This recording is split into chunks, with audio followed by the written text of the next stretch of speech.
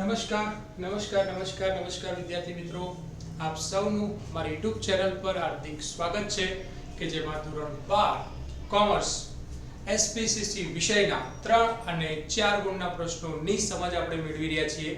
તો કંઈ વધારે સમયનો પેલું નથી કરતા, આપણે આગળ વધી જઈએ છીએ. પહેલો પ્રશ્ન છે એટલે કે ચેપ્ટર નંબર 2 માં વિભાગ 2 એસપી વાળો ભાગ, એમાં ચેપ્ટર 2 નો છઠ્ઠો પ્રશ્ન. માલિકી હકની ખરાઈ ક્યારે કરવામાં આવે છે? ખરાઈ અથવા ચકાસણી. ખરાઈ અથવા ચકાસણી બોલાશે. ખરાઈ અથવા ચકાસણી. કંપનીને સભ્યના અવસાન અંગેની કંપનીને સભ્યના અવસાન અંગેની નાદારીની અસ્થિર મગજનો જાહેર થયો છે તે અંગેની માહિતી મળ્યા પછી કંપની વારસાઈ પત્ર કે અદાલતે જે હુકમ આપ્યો હોય કે અધિકાર પત્ર આપેલ હોય ત્યારે તેની ચકાસણી કે ખરાઈ કંપનીને કરવાની હોય છે. જે કોણ હવે માલિક રહેશે એના સંદર્ભમાં માલિકી હકની ખરાઈ ક્યારે કરવામાં આવે છે? તો જ્યારે વ્યક્તિ અવસાન પામે છે, મૃત્યુ પામે છે, નાદાર જાહેર થાય છે, અસ્થિર મગજનો જાહેર થાય છે, એ અંગેની માહિતી કંપનીને મળે છે. અને એ માહિતી કયા સ્વરૂપે મળે છે?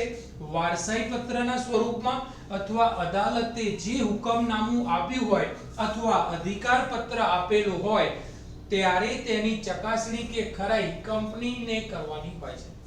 એના આધારે ડોક્યુમેન્ટ તમારો થશે અધિકાર પત્ર, જે કોર્ટ દ્વારા અપાયેલું છે, તે અદાલત દ્વારા અપાયેલું છે, અથવા જાહેરનામું. વ્યક્તિ મૃત્યુ પામ્યો છે, વ્યક્તિ નાદાર થઈ છે, અસ્થિર મગજનો જે ઘટના બની છે તે વારસાઈ પત્ર અથવા અદાલતે અધિકાર પત્ર અથવા હુકમનામું આપ્યું હોય ત્યારે કંપનીને ખરાઈ કરવાની હોય છે. ઓકે, આગળ ચેપ્ટર બીજું છે. પ્રશ્ન નંબર છે 7. ઇન્સ્ટ્રક્શન સ્લિપ માં કઈ બાબતો જણાવવામાં આવે છે? એક એવું પણ કહી શકું કે જે પણ ઇન્સ્ટ્રક્શન છે એમાં કેટલાક આ પ્રશ્નો છે, શબ્દો, જેમ કે અહીંયા દેખાય છે તમને ડિપોઝિટરી પાર્ટિસિપન્ટ, ડીપી. સેબી તો કદાચ આપ જાણતા હોય, security exchange board of India. Agent bank, સંસ્થાનો 16 અંકનો client ID. Instruction slip in number તેમજ સૂચનાનો સંદર્ભ, અને કેટલાક તમને નામ જણાવી દો. ચાલો પહેલા એ સમજી લઈએ. આમાં વપરાતા કેટલાક શબ્દો છે. પહેલો શબ્દ જોઈએ ડીપી, ડિપોઝિટરી પાર્ટિસિપન્ટ, જેને બ્રોકર, દલાલ કહી શકાય. ડિપોઝિટરી એ અલગ છે.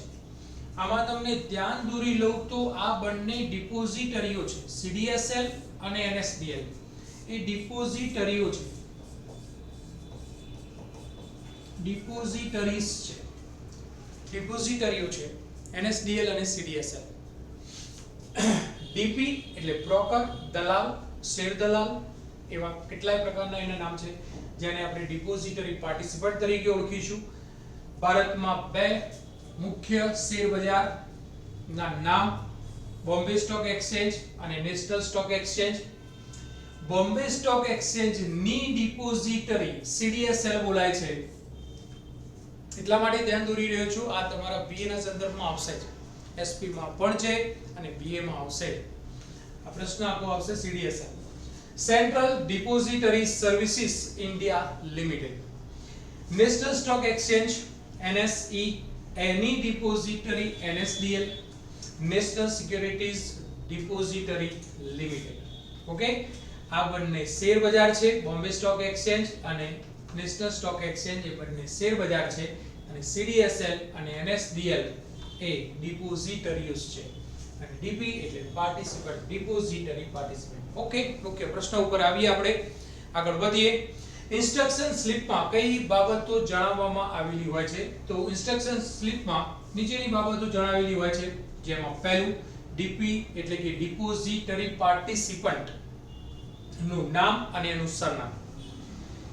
બે, ડીપી ના આઈડી અને ડીપી સેબી રજિસ્ટર્ડ નંબર, એટલે security exchange board of India SEBI દ્વારા અપાયેલો રજિસ્ટર્ડ આઈડી નંબર હોય જે ડીપી નો હોય તે નંબર, ડીપી નું આઈડી અને ડીપી નો સેબી માં રજિસ્ટર્ડ નંબર. 3 જે તે એજન્ટ બેંક સંસ્થાનો 16 અંકનો ક્લાયન્ટ આઈડી નંબર, ક્લાયન્ટ એટલે ગ્રાહક.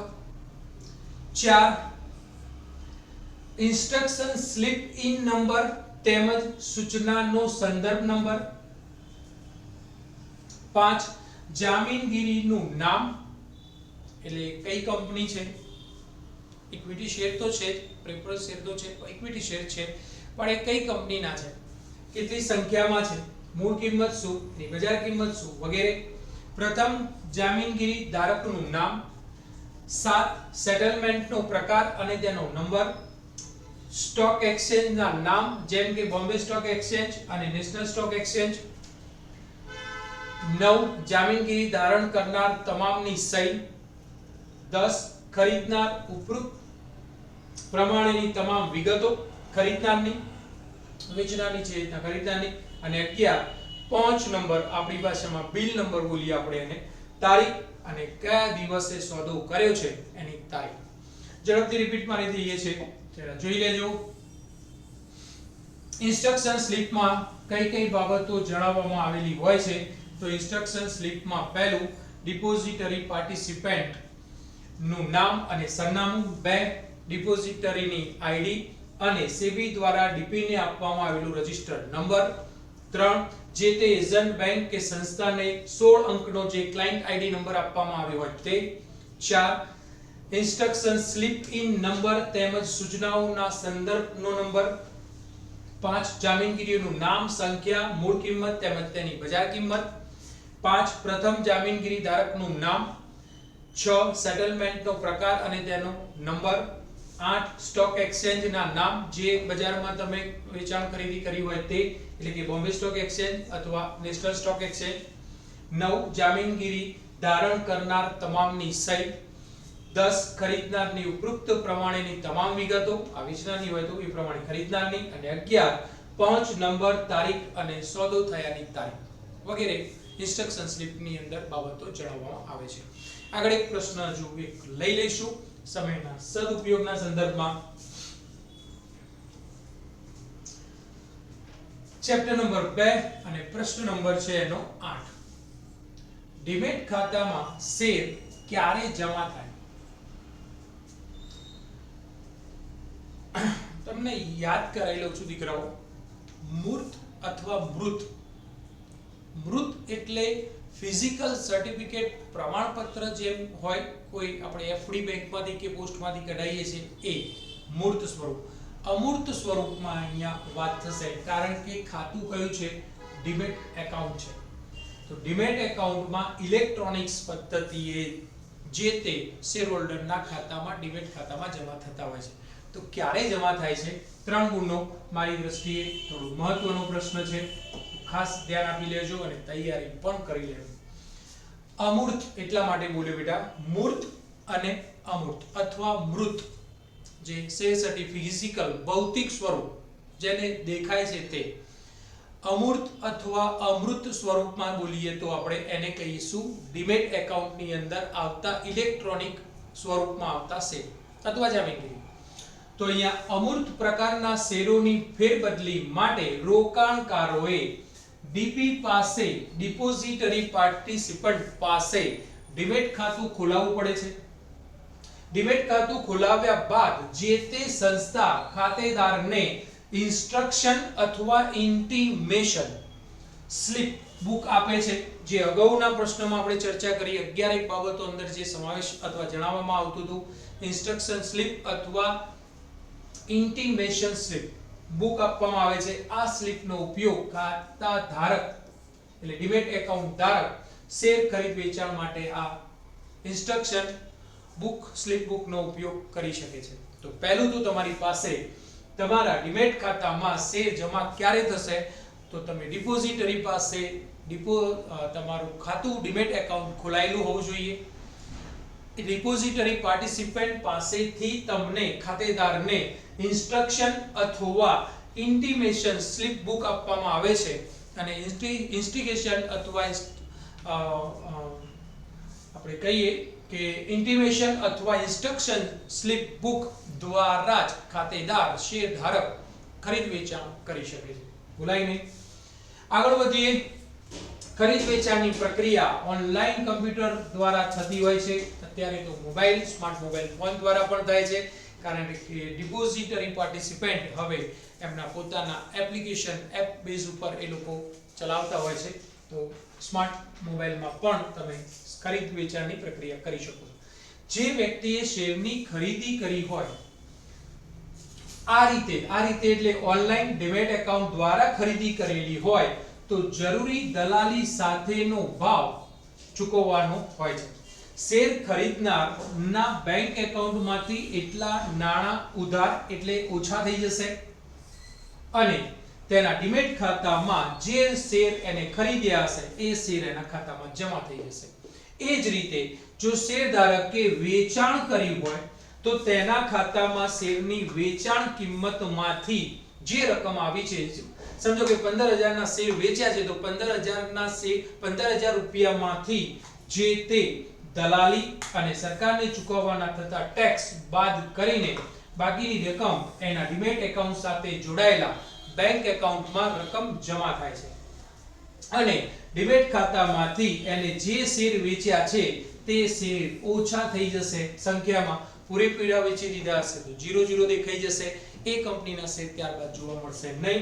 પરંતુ પ્રશ્ન ખૂબ જ મહત્વનો છે, નાનો છે, 3 ગુણનો છે, મહત્વનો છે, એટલા માટે ફરીથી અને ચોક્કસ રિપીટ કરી લઈશું. આપણે ફરીથી જરા ધ્યાનથી જોઈ લેજો. ક્યાંક કંઈક ચૂક ઉતાવળ પડી હોય તો સમજી લેજો.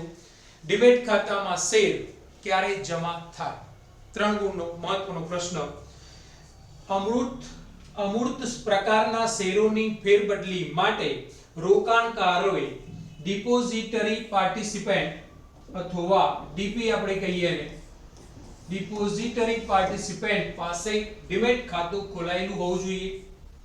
ડીમેટ ખાતું ખોલાવ્યા બાદ જે તે સંસ્થા ખાતેદારને ઇન્સ્ટ્રક્શન સ્લિપ અથવા ઇન્ટિમેશન સ્લિપ બુક આપે છે અને આ બુકના આધારે ખાતાધારક શેર ખરીદ વેચાણની પ્રક્રિયા કરી શકે છે. ખરીદ વેચાણની પ્રક્રિયા ઓનલાઈન કમ્પ્યુટર દ્વારા થવાની હોય તો જે વ્યક્તિ શેરની ખરીદી આ પ્રમાણે એટલે કે ઓનલાઈન ખરીદી કરતો હોય તો તે શેર તેના ઉપર જરૂરી દલાલી સાથેનો ભાવ એને ચૂકવવાનો રહેશે, કારણ કે તે શું કરી રહ્યો છે? ખરીદી. ખરીદ વેચાણની પ્રક્રિયા ઓનલાઈન કમ્પ્યુટર ઉપર થાય છે.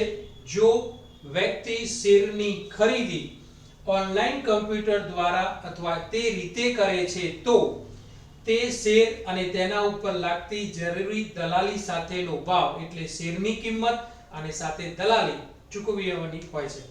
શેર ખરીદનારના બેંક એકાઉન્ટમાંથી એટલી રકમ એટલા નાણાં ઓછા થઈ જશે, ઉધાર થઈ જશે અને ડીમેટ ખાતામાં જરૂરી શેર એના જમા થઈ જશે. તેવી જ રીતે જો શેર બજાર શેરધારક શેરનું વેચાણ કરતો હોય તો તેના ખાતામાં શેરની જે કિંમત વેચાણથી મળી છે એ શેરની કિંમતમાંથી દલાલી અને સરકારને ચૂકવવાના થતા ટેક્સ કરવેરા બાદ કરીને બાકીની રકમ એના બેંક એકાઉન્ટમાં જમા થાય છે અને તેના ડીમેટ એકાઉન્ટમાંથી જે શેર વેચ્યા છે તે ઓછા થઈ જશે એટલે કે ઉધાર થઈ જશે. ઓકે વિદ્યાર્થી મિત્રો, અહીંયા રાખીએ છીએ, પણ ભૂલાય નહીં મારી YouTube ચેનલને લાઈક, શેર, સબસ્ક્રાઇબ કરવા માટેનું અને અન્ય વિદ્યાર્થીઓ સુધી હજુ પણ કદાચ સ્કૂલ આપણી શરૂ નથી થઈ, હજુ થોડા દિવસો બાકી છે, તે દરમિયાન કદાચ મેક્સિમમ તમે આ રિવિઝન જે પ્રશ્નોનું થઈ રહ્યું છે એને 1 by 1 શાંતિથી 10-15 મિનિટથી વધારે હોતું નથી, તો આપણા પરીક્ષાલક્ષી રિવિઝનના સંદર્ભમાં પણ એક વખત ફરીથી રિપીટ કરીને જોતા રહો અને ભૂલાય નહીં મારી YouTube ચેનલને મેક્સિમમ વિદ્યાર્થીઓ સુધી પહોંચાડો કે જે સબસ્ક્રાઇબ પણ થાય તો થોડું મને પણ કામ કરવાનું, વિડીયો બનાવવાનું અને હજુ પણ એવા કેટલાક વિષયો કે એના મુદ્દાઓ કે એવા ચેપ્ટરો લેવાની ઈચ્છા થાય કે જેમાં તમને હું પરીક્ષામાં કંઈક ઉપયોગી થઈ શકું. ઓકે વિદ્યાર્થી મિત્રો, ખૂબ ખૂબ ધન્યવાદ. Thank you.